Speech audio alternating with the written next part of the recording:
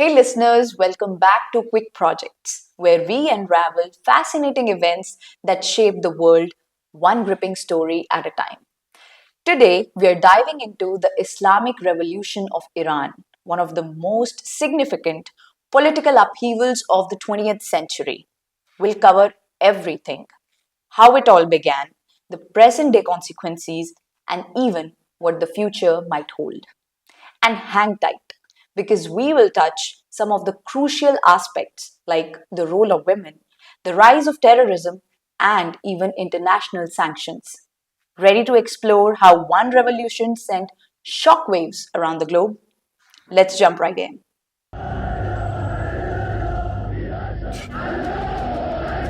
So, how it all began? Let's set the stage. It's the 1970s in Iran, and the country is ruled by Mohammad the Reza Sheikh Pahlavi. On the surface, Iran looks modern and progressive, thanks to oil revenue and the Shah's alliance with the West. But dig a little deeper, and you'll find unrest brewing. The Shah's regime was infamous for its authoritarian grip, lack of political freedom, and a disconnect from Iran's traditional culture. Now, here's where things get interesting. Opposition came from all sides: nationalists, communists, students, and yes, religious leaders like Khomeini. Exiled in 1964, Khomeini became the face of resistance, calling for an Islamic government that would prioritize religious values over westernization. By 1979, protests reached a fever pitch, and after months of strikes and demonstrations, the Shah fled, Khomeini returned, and boom, the Islamic Republic was born. Fun fact: this wasn't your typical revolution. It wasn't about democracy versus dictatorship, it was about identity. Khomeini didn't just want to remove the Shah, he wanted to reshape Iran's destiny entirely. Now, here's a part of the story that doesn't get enough attention: the role of women. Women were active participants in the revolution. They marched in protests, organized demonstrations, and played a key role in bringing down the Shah. But ironically, once the Islamic Republic was established, the new regime imposed strict rules on women. Gone were the days of personal choice in clothing. The mandatory hijab law was enforced, and women lost many of the rights that they had under Shah's regime. Fast forward to today.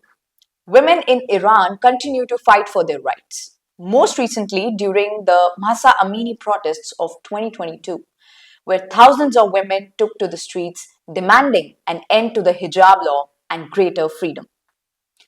Okay, let's talk about something even darker: the revolution's ripple effect on the region. Post revolution, Iran transformed into a powerful regional player.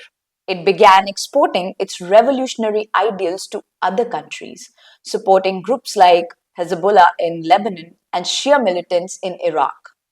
This led to tensions with the neighboring Sunni majority countries and, of course, with the West. Iran's support for armed groups earned its reputation as a state sponsorer of terrorism. The US and its allies accused Iran of fueling instability in the Middle East, a charge that Iran denies, claiming it's merely supporting oppressed communities. And now, onto the economic front: sanctions. Since the revolution, Iran has been hit by wave after wave of international sanctions, mostly led by the US. Initially, these sanctions targeted its support for terrorism. Later, they focused on Iran's nuclear program.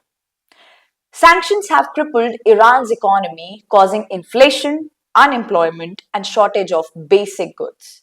But here's what's fascinating: despite the economic pressure, the Iranian government has managed to stay in power by framing these sanctions as a form of Western imperialism. It's a classic us versus them narrative that helps rally domestic support wherever things get tough. So, where is Iran today? It's complicated. Politically, the regime remains authoritarian, with the little tolerance for dissent. But socially, Iran is changing. Around 60% of its population is under the age of 30, and they're more connected to the outside world than ever before, thanks to social media. This younger generation isn't just pushing for more rights, they want a complete overhaul of the system. And that brings us to another bigger question. What's next? Will Iran see another revolution or will it slowly reform from within? Some experts believe that as long as the government maintains key grip on institutions, another revolution is unlikely. Others argue that if the regime doesn't adapt, it could face collapse in the coming decades. But here's the catch. Revolutions do not always follow a script. They're messy, unpredictable, and often come out of nowhere. So, who knows? We might be witnessing an early stage of a new chapter in Iran's history. And that's all, folks, is the story of the Islamic Revolution, the past, present, and the future. It's a story of resistance, power, identity, and change. Whether you see it as a fight against Western imperialism or a step backward for personal freedoms, there's no denying its impact on the world. What's your take on this? Do you think Iran will reform or is another revolution inevitable? Hit me up with your thoughts. I'd love to hear from you. Thanks for tuning in into Quick Projects, where history comes alive in every episode. Until next time, stay curious and keep asking questions.